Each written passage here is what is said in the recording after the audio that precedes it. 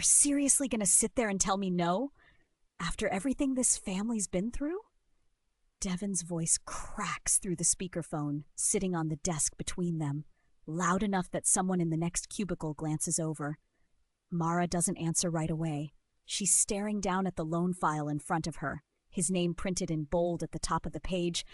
Requested amount $85,000, and she already knows what the numbers are going to make her say. I need a minute, Devon, she says, and she means it, because this is not a conversation she ever thought she'd be having from this side of a desk. To understand how they got here, you have to go back 3 years, to a Saturday in May, to a cap and gown hanging on the back of a closet door, and 2 empty seats in a row that had been reserved since February. Mara Ellison was 26 years old and finishing her finance degree, 6 years of night classes and long shifts at the bank, and ramen noodles eaten standing up at a counter because she didn't have time to sit down. She'd told her parents about the ceremony back in the winter. She'd sent the date twice, once in a text and once written on a card she mailed just so there'd be no confusion. Her brother Devon was 29 and had just leased a storefront for a car detailing business, the kind of thing he'd started and abandoned 3 times before under different names. This particular version was getting a ribbon cutting. A local news van was even supposed to show up, apparently, because the mayor's cousin knew somebody. Her mother, Carol, called her the Wednesday before graduation. "Sweetheart, we have to talk about Saturday." Mara remembers exactly where she was standing when she heard it, in her kitchen, holding a mug of coffee that went cold in her hand over the next 10 minutes. Devon's ribbon cutting got moved to Saturday morning, Carol said. It's the only slot the mayor's office could give him. You understand, right? This is huge for him. He's been struggling so long, and this could really turn things around. Mom, my graduation is Saturday morning, too. You've known the date since February. I know, honey, and we feel terrible, but this is a one-time thing for your brother. Your program, you'll still have your degree either way. This is different. This is his chance. Mara laughed, not because anything was funny, but because there was nothing else to do with the sound building in her chest. So you're picking a ribbon cutting over my graduation. Don't say it like that. We'll take you out to a nice dinner after. We'll celebrate properly. This is just timing, sweetheart. It's nobody's fault. It felt like somebody's fault. It felt like the same fault it had always been. Going back to report cards that got taped to the refrigerator only when they were Devon's, back to a birthday party that got rescheduled around his basketball tournament, back to 100 small moments where she'd learned slowly that being the responsible one meant being the one whose feelings could wait. She went to graduation anyway. Her Aunt Deborah came instead, drove 2 hours with a bouquet of grocery store carnations, and sat in the row where her parents' seats should have been. When Mara's name got called, she walked across that stage and looked out at a sea of families cheering for other people, and Deborah stood up and hollered loud enough that a few strangers turned around and clapped along with her. Later that night, Mara scrolled through the family group chat and found 17 photos from the ribbon cutting. Devon standing in front of giant scissors and a banner. Her parents beaming on either side of him. Her mother's caption read, "So proud of our boy. This is only the beginning." Nobody had posted a single photo from the graduation because nobody from her immediate family had been there to take one. Mara didn't make a scene. She didn't send an angry text. She just quietly, carefully started pulling back. She stopped calling every week. She started screening invitations, and she started building a life that didn't depend on 2 empty chairs ever being filled again. 3 years is a long time to build something. She got hired at a credit union downtown, starting as a teller and working her way up faster than anyone expected, because it turned out the same discipline that got her through her finance degree also made her very good at reading people and numbers at the same time. Within 2 years, she was a loan officer. Within 3, she had her own office with her name on the door, and enough saved up that she bought a small house on the north side of town without asking a single person in her family for a dime.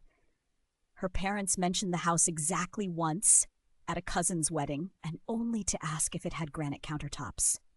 Devon, meanwhile, kept doing what Devon always did, The detailing shop from the ribbon cutting closed within 8 months, quietly, without a second ceremony.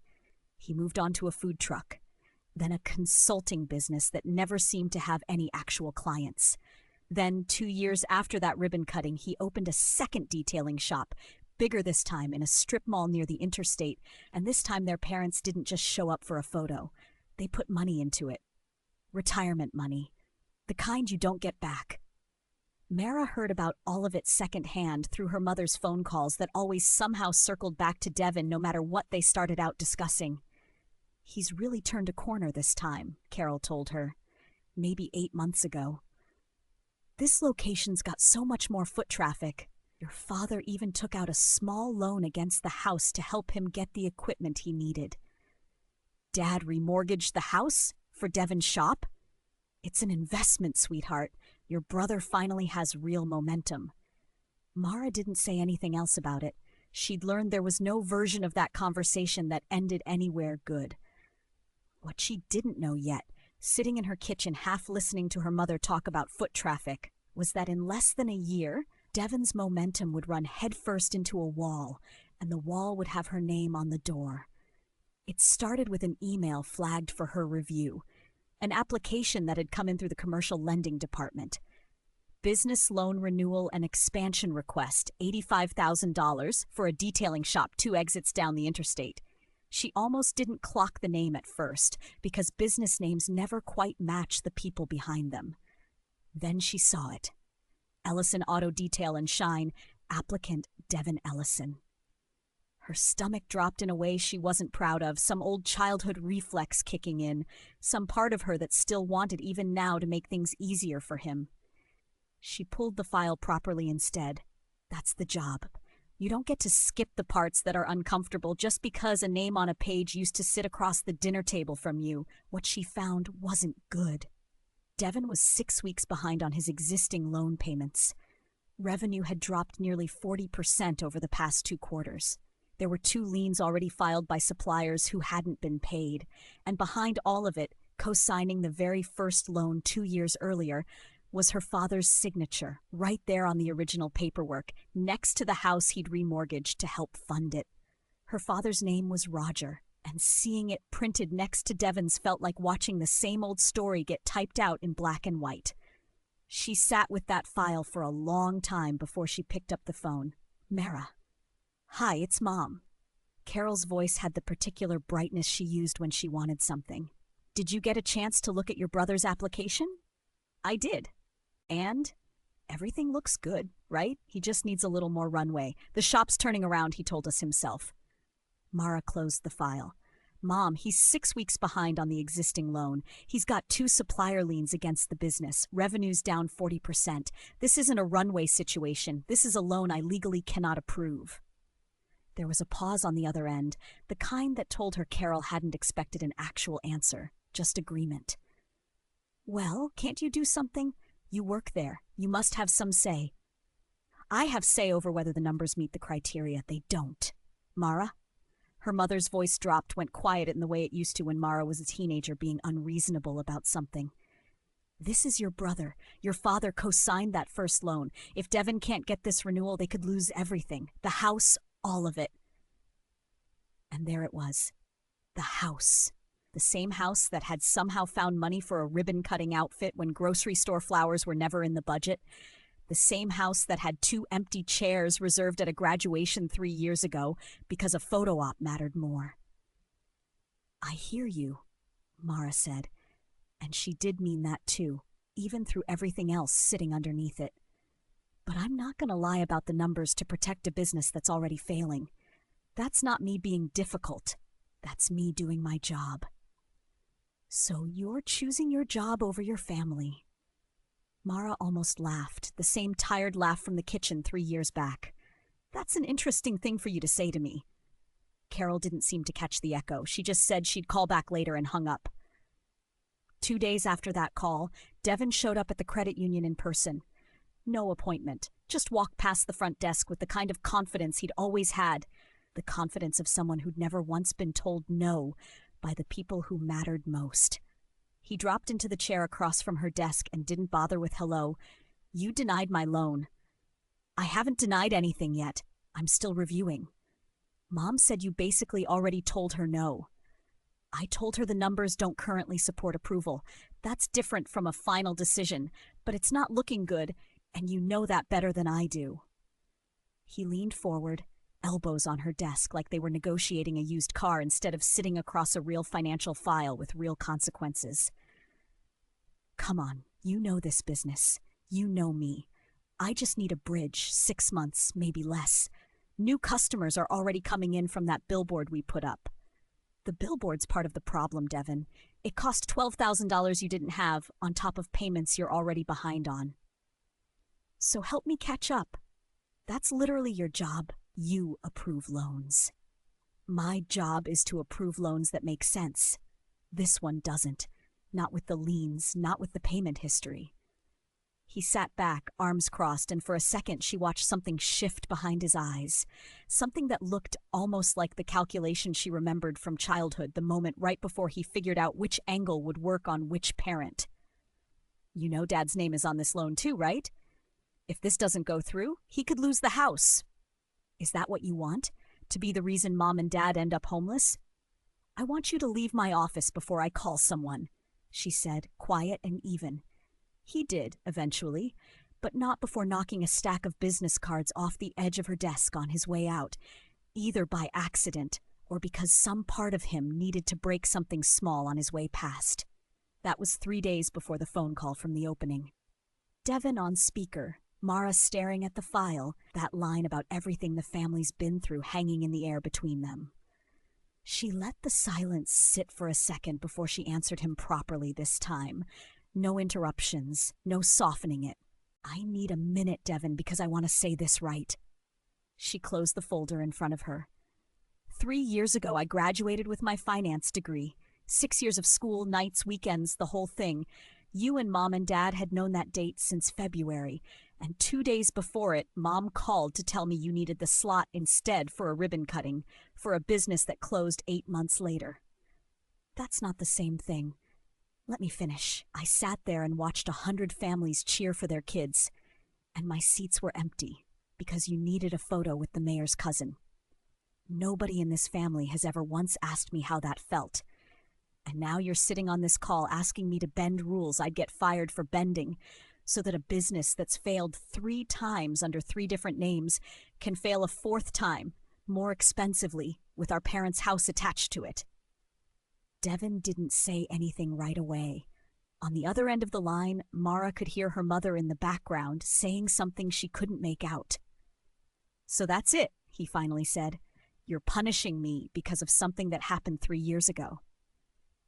I'm not punishing you. I'm telling you the truth, which is that this loan doesn't qualify, and it wouldn't qualify no matter whose sister I was. If I approved it anyway, I'd be committing fraud, and I'd lose my license and probably face charges. You're asking me to risk everything I built, the same thing nobody in this family thought was worth showing up for, to bail out a business that was never going to work. Mara? Her mother's voice now, closer to the phone. Please, think about your father. His name is on that loan too. I have thought about it. I've thought about it for 3 days, and here's what I keep coming back to. Dad signed that loan 2 years ago, knowing exactly what Devin's track record looked like. That was a choice you both made with your eyes open. I'm not going to pretend a rule doesn't exist because the consequence of it finally landed on somebody I'm related to. So you'd let us lose the house? I'm not the one who put the house on the line, Mom. Devin did that when he asked, and you did that when you said yes. There was a long stretch of quiet after that, long enough that Mara wondered if the call had dropped. Then Devin's voice came back, sharper now, all pretense gone. You've been waiting for this. Some kind of payback for graduation. You've been sitting on this for 3 years just to make sure I'd fail in front of you. No, Mara said, and her voice stayed level because she'd had 3 years to get here and she wasn't going to lose that now. I've been building a career you clearly don't respect, at a job you only care about now that it's useful to you. I didn't make your revenue drop 40%. I didn't file those supplier liens. I didn't miss 6 weeks of payments. You did that. All I'm doing is telling you the truth the numbers already told me. She heard her father's voice for the first time then, faint in the background, saying something to Carol that sounded like, "Give me the phone." And a second later he was on the line. "Mara, it's Dad." "Hi, Dad. I know things have been strained. I know we haven't always gotten it right, but I'm asking you one time as my daughter to help us out of this." And there it was, the thing Mara had spent 3 years waiting to hear and never getting. As my daughter. Not as a favor to Devon, not as a rounding error next to the golden child's next big idea, but a direct appeal to her, finally, when it was convenient. "Dad," she said, and her voice caught for just a second before she steadied it. "Do you remember what you were doing the morning I graduated?" There was a pause. "That was a long time ago." "You were standing next to Devon in front of a banner that said grand opening, shaking the mayor's cousin's hand. Mom posted 17 photos of it that night. There's not a single photo of me in a cap and gown anywhere in this family, because nobody was there to take one." "Mara, that's not fair. We've apologized for that." "You never apologized. Mom said we'd celebrate later, and then we never did. This is the first time either of you has called me your daughter and meant something by it in 3 years, and it's because you need something from me. I understand why that hurts to hear. I've had it hurt for 3 years. Her father didn't answer right away. She could hear him breathing on the other end, and somewhere behind him, Devon muttering something she didn't catch. "So that's your answer," he finally said. "No. My answer is the loan doesn't meet the requirements to be approved, and it wouldn't matter whose family it belonged to. I'm sorry that's landing the way it's landing. But I'm not going to lie on a federal document to protect a business or to earn the word daughter from you 3 years late." She ended the call there, gently, not slamming anything, not needing to. The file stayed closed on her desk. Later that afternoon, she filed the formal denial through the proper channel, the same way she would have for any other applicant whose numbers didn't hold up. No notes, no exceptions, no favors. The fallout didn't take long. Without the renewal, Devon's existing loan went into default within a month. The credit union that held the co-signed note began foreclosure proceedings on the collateral, which, because Roger had used the house as security for that very first loan 2 years back, meant the house itself was now genuinely at risk. Exactly the outcome Mara had been accused of causing and had in fact tried to warn them about for months before any of this reached her desk. Devon's shop closed for good 6 weeks later. No ribbon cutting this time. No local news van, no banner, no mayor's cousin shaking anyone's hand. Just a padlock on a rented storefront and a 2-line notice taped to the door that nobody bothered to photograph for the family group chat. The house survived, barely, after Roger sold off a chunk of his retirement accounts to cover what the remortgage couldn't, and Carol picked up part-time work at 61 years old, something she told relatives was just to stay busy, and never explained further. Devon moved into a friend's spare room and started talking within weeks about a new business idea, something with food trucks this time, though nobody in the family offered to co-sign anything again. Mara didn't hear about most of it from her parents directly.